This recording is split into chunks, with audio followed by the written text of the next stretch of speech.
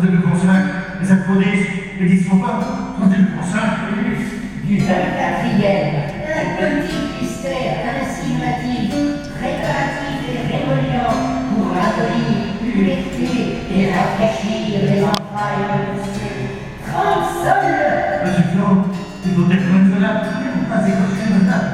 10 sols, Plus du 10 jours, un beau mystère réversif, composé avec un boule, rhubarbe, miel rosa et autres, suivant l'ordonnance pour valider la paix et nettoyer le bâton de monsieur. 30 sols. avec votre commission, 10 sols, Plus du 25e, une bonne médecine créative et corroborative, composée de tasses récentes avec saignées de l'empreinte et autres, suivant l'ordonnance de monsieur Clément pour expulser et évacuer la famille de monsieur Carré. non, 10 et 15 sols. Plus du 26e, très carminatif pour racheter votre monsieur Grassol. Le bol médecine composé pour rappeler la et chasser dehors les mauvaises humeurs de monsieur Droit-Vie. Non, non, les grandes sols. Qu'est-ce que vous avez commission qui vous donne? Une potion cordiale et créative composée avec 12 graines de l'âme, hydroleutement éclairable et autres, suivant l'ordonnance très libre.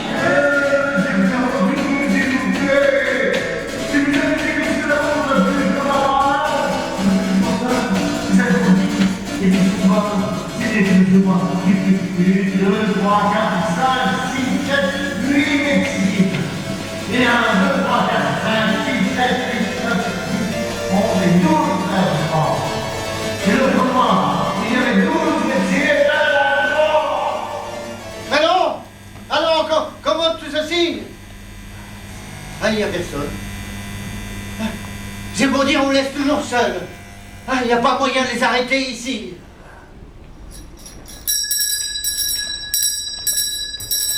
Ils n'entendent point, et ma sonnette ne fait pas assez de bruit. Voilà. Point d'affaire. Voilà. Ils sont sourds. Toilette. Voilà. Chienne, coquine. Voilà. J'enrage. Carogne à tous les diables. Est-il possible qu'on laisse comme ça un pauvre malade tout seul? Ah ça, ils me laisseront ici mourir.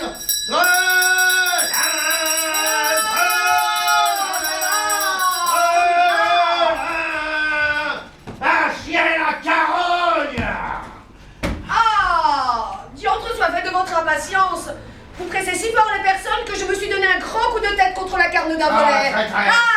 Il y a une tais-toi donc, quand il te se querelle. Ah bah ça, ma foi, j'en suis d'avis, après ce que je me suis fait. Tu m'as le fait égosiller, carogne. Et vous m'avez fait vous casser la tête, l'un ou bien l'autre, qui Quoi? t'inquiète si vous voulez. Quoi, coquine? Me laisser Ah. chienne, tu veux? Non, et encore il faudra plus que je n'ai pas le plaisir de quereller. Mais querellez tout votre sou, je le veux bien. Tu m'empêches, chienne, en m'interrompant à tout coup. Mais si vous avez le plaisir de quereller, il faut bien que de mon côté, j'ai le plaisir de pleurer. Chacun le sien, ce n'est point trop. Allons, bon, il faut en passer par là. Ôte-moi ceci, coquine, ôte-moi ceci. Mon lavement d'aujourd'hui a-t-il bien opéré? Votre lavement? Oui, ai-je bien fait de la bile? Ah, ma foi! Je ne me mêle point de ces affaires-là. C'est à monsieur Florent d'y mettre le nez, puisqu'il en a le profit. Qu'on ait bien soin de me tenir un bouillon prêt pour l'autre que je dois tantôt prendre. Ce monsieur Florent-là et ce monsieur Purgon s'égaient bien sur votre corps. Ils ont trouvé en vous une vache à lait. Et j'aimerais bien leur demander quel mal vous avez pour faire tant de remèdes. Ce n'est point à vous, taisez-vous ignorante, de contrôler les ordonnances de la médecine. Qu'on me fasse venir ma fille Angélique, j'ai à lui dire quelque chose. Ah ben la voilà, qui vient d'elle-même, elle a deviné votre pensée. Approchez, Angélique. Vous venez à propos, je voulais vous parler. Me voilà prête à vous obéir. Attendez. Donnez-moi mon bâton. Je vais revenir dans... tout à l'heure. Allez vite, monsieur, allez.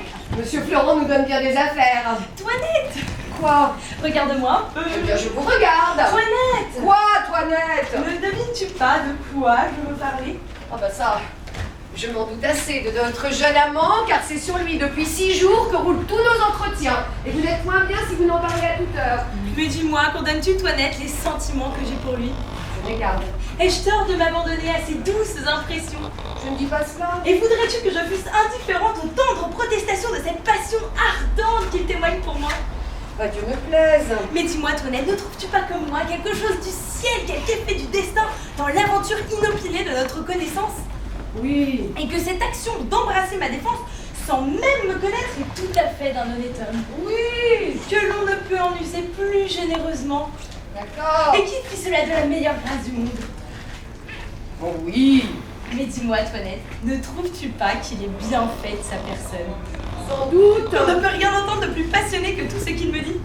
Il est Et vrai. qu'il n'est rien de plus fâcheux que cette contrainte qu'il me tient, qui bouge tout commerce au doux empressement de cette mutuelle ardeur que le ciel nous inspire. Vous avez raison.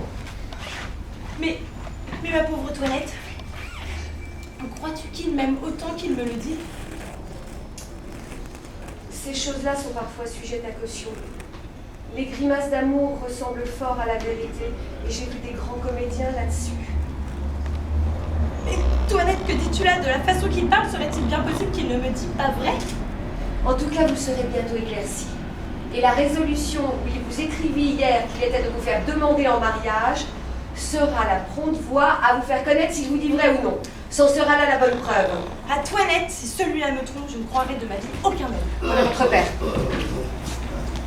Ah, ça, Angélique. Je vais vous dire une nouvelle où peut-être ne vous attendez-vous point. On vous demande en mariage. Qu'est-ce que vous riez? C'est plaisant, oui, ce mot de mariage. Hein.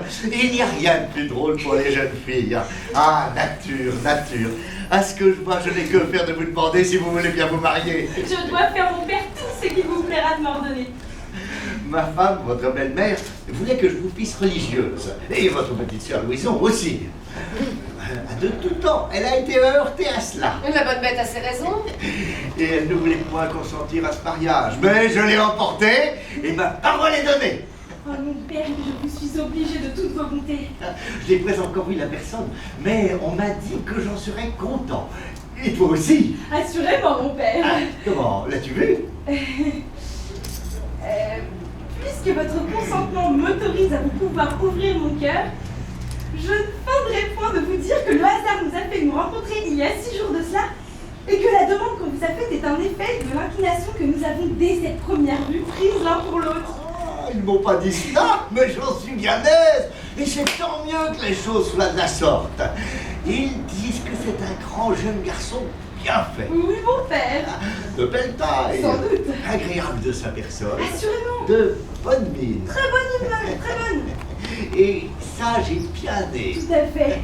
Fort honnête. Le plus honnête du monde. Qui parlait bien latin et grec. C'est ce que je ne sais pas. Et qui sera reçu médecin dans 3 jours. Lui, mon père. Oui, est-ce qu'il ne te l'a pas dit? Non, vraiment, qui vous l'a dit à vous? Monsieur Purgon. Est-ce que Monsieur Purgon le connaît? Oh la belle demande. Ah, il faut bien qu'il le connaisse puisque c'est son neveu. Cléante!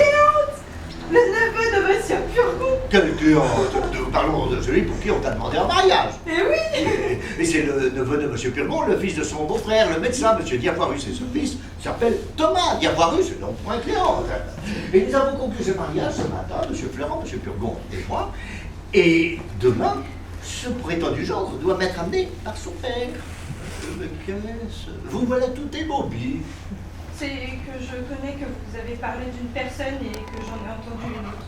Quoi, monsieur? Vous auriez fait ce dessin burlesque et avec tout le bien que vous avez, vous voudriez marier votre fille avec un médecin? Ouais, de quoi tu coquine, impudente que tu es! Mon Dieu, tout doux! Vous allez d'abord aux invectives. Est-ce que nous ne pouvons pas raisonner ensemble sans nous emporter? Là, parlons sans froid.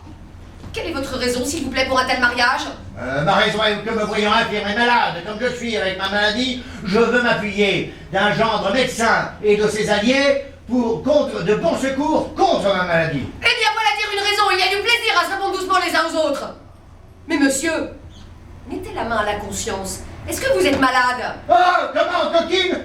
Si je suis malade, impudente. Eh bien oui, monsieur, vous êtes malade. N'ayons point de querelle là-dessus. Oui, vous êtes fort malade, même plus malade que vous ne le pensez. J'en demeure d'accord.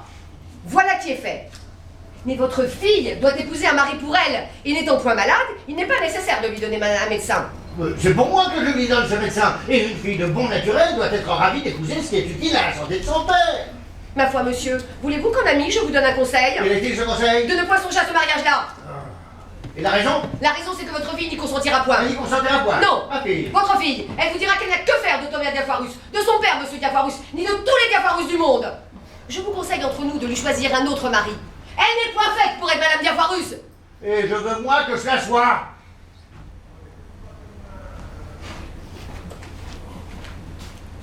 Fille, ne dites pas cela. Comment? Que je ne dise pas cela? Non. Et pourquoi ne le dirais-je pas? On dira que vous ne songez pas à ce que vous dites. On dira ce qu'on voudra, mais je vous dis que je veux qu'elle exécute la parole que j'ai donnée. Non, elle ne le fera pas. Elle le fera. Je Elle- penserai bien. Elle ne le fera pas, vous dis-je. Elle le fera. Ou je la mettrai dans un couvent. Vous? Moi. Bon, Comment bon? vous la mettrez pas dans un couvent. Je la mettrai dans un couvent. Non. Non. Non. Ouais. Ah, voilà qui est plaisant. Je ne mettrai pas ma fille dans un couvent si je veux. Non, vous dis-je. Et qui me l'empêchera? Vous-même. Moi? Vous n'aurez pas ce cœur-là. Je l'aurai. Oh, monsieur, je vous connais, vous êtes bon naturellement. Comment ça, je suis bon? Je suis méchant quand je veux. Doucement, monsieur, vous ne songez point que vous êtes malade. Oh, où est donc tout ça? Mais quelle audace est cela? À une coquine de servante de parler de la sorte devant son maître. Quand un maître ne songe pas à ce qu'il fait, une servante bien sensée est en droit de le redresser. Oh là là, il faut que je t'assomme, scélérate. Il est de mon devoir de m'opposer aux choses qui doivent vous déshonorer. Ah, je vais t'apprendre à parler. Je m'oppose comme il se doit à vous empêcher à faire des folies. Chienne. Et jamais je ne consentirai à ce mariage. Bâtarde. Je ne veux point qu'elle épouse votre Thomas Diafoirus. Carotte. Et elle m'obéira plutôt qu'à vous. Oh, j'ai dit, tu ne peux pas m'arrêter cette coquine-là. Et mon père ne voulait pas madame. Ah, si tu me l'arrêtes, je te donne ma malédiction. Et moi, je la déshérite si elle vous obéit. Ah, voilà pour me faire mourir. Ah, je n'en puis plus. Oh. Ah, ça. Ah, ma femme. Approche.